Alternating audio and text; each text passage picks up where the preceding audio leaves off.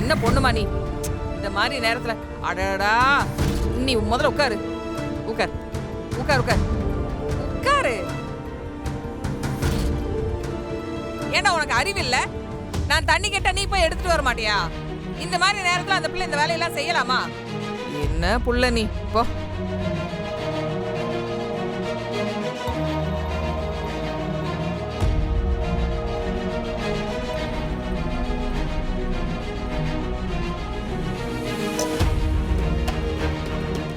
அத்தை, தீபாக்கா கர்ப்பமா இருக்கிற விஷயம் எனக்கு முன்னாடியே தெரியும்.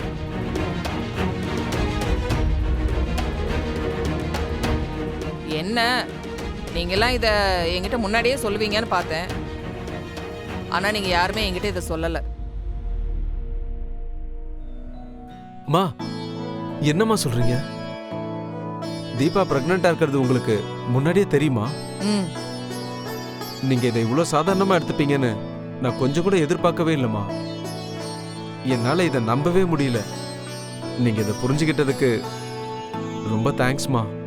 உங்க விஷயத்துல இதெல்லாம் இப்படிதான் நடக்கணும்னு அந்த கடவுள் ஆள் அனுப்பி இதெல்லாம் செய்யறப்போ நான் ஏத்துக்கிட்டு தானே ஆகணும். இல்ல தீபா? அத்தை, நீங்க சொல்றது புரியலையே. உங்களுக்கு எப்படி தீபாக்கா கர்ப்பமா இருக்கிற விஷயம் முன்னாடியே தெரியும்? அத யார் உங்ககிட்ட சொன்னாங்க?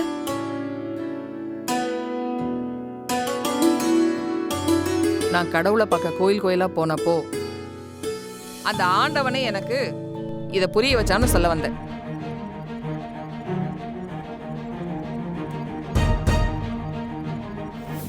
அத்தை, ம், என்னத்த எதுவும் சொல்லாம அமைதியா இருக்கீங்க?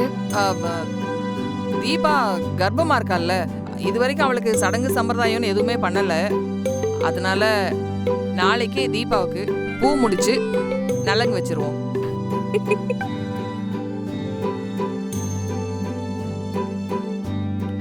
அத்தை, ஆ? ரொம்ப தேங்க்ஸ் அத்தை. அக்கா, ஏய், பாத்துக்கா, இரு பாத்து. பாத்து. அத்தை, என்ன ஆசீர்வாதம் பண்ணுங்க. இருக்கட்டும். தீபா விஷயத்துல ஏதாவது பிரச்சனை பண்ணீங்கன்னா அப்புறம் நடக்கிறதே வேற. அத்தை, நான் கூட நீங்க முதல்ல கொன்னு போட்டுருவேன்னு சொன்னதும் உங்களை தப்பா நினைச்சிட்டேன். உண்மையிலேயே உங்களுக்கு ரொம்ப பெரிய மனசத்தை.